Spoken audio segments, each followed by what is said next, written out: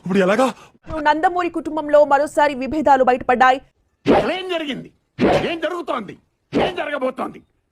నాకిప్పుడే తెలియాలి. ఎన్టీఆర్ ఘాట్ దగ్గర ఏర్పాటు చేసిన జూనియర్ ఎన్టీఆర్ ఫ్లెక్సీలు తొలగించమని బాలకృష్ణ స్వయంగా ఆదేశించడంతో ఎన్ని ఎన్ని ఎన్ని ఎన్ని ఎన్ని ఎన్ని దారుణాలు సార్. బాలకృష్ణ అక్కడున్న జూనియర్ ఎన్టీఆర్ ఫ్లెక్సీలను ఇప్పుడే తొలగించాలంటూ తన అనుచరులకు ఆదేశాలు ఇచ్చారు.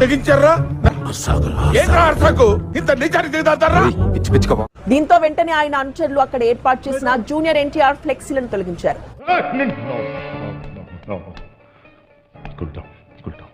మరోసారి నందమూరి కుటుంబంలో విభేదాలు బయటపడ్డాయి.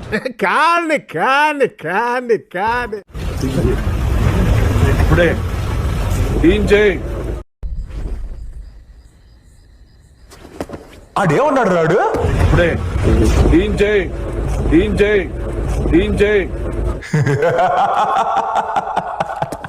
నన్ను ఇష్టపడేవాళ్ళు బయట కోట్లలో ఉన్నారా?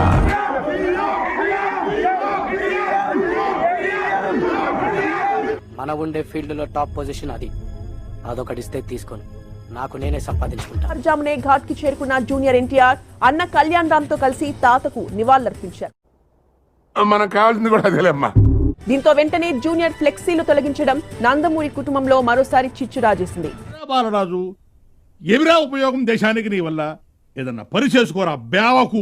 చచ్చిపోయింది. ఆ తెలుగుదేశం పార్టీ బతకాలంటే ఎన్టీఆర్ రావాలా. జూనియర్ ఎన్టీఆర్ వస్తే బాధ్యత చూసుకో. మరి తెలుగుదేశం మళ్ళీ పునర్జన్మ వేసుకుంటాం.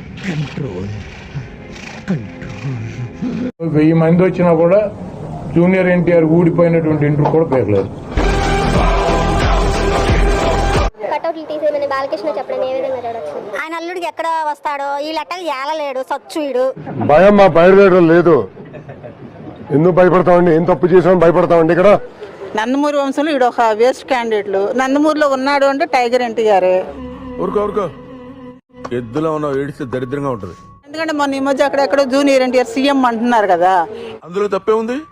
ఈయన ఇయ్యంకుడు ఈయన అల్లుడికి ఎక్కడ డ్యామేజ్ అయిపోతుందో అంటే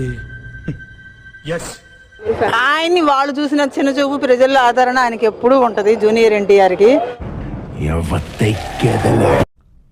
వర్ధంతిలో స్వాగతం సుస్వాగతం అని మీ పిండాకూడు అది తీసేయమన్నాడంట ఆయన. ఇప్పుడు చెప్పేది ఇప్పుడు వర్ధంతి రోజు స్వాగతం సుస్వాగతం అని చెప్పి చెత్తరాతలు వస్తే బాలకృష్ణ పైన తీసేయండి అన్న అంట. కరెక్టే సార్. పాపం ఫీల్ అన్నట్టున్నారు.